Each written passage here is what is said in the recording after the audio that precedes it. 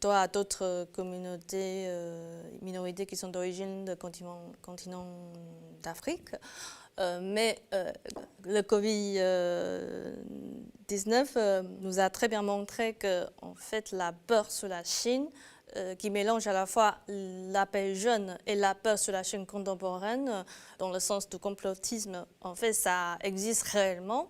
Et ça se projette sur toutes les populations, bien sûr qu'en Chine, en fait, donc toutes les populations asiatiques.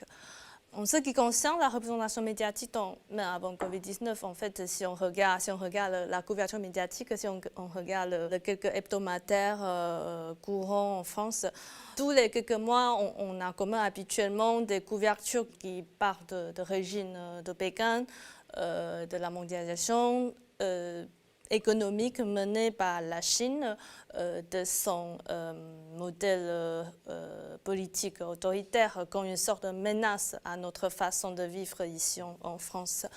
Certes, tous ces reportages, ils ne font pas forcément exprès à dire que ce qui s'est passé à la Chine sera recopié en France, sera reproduit en France.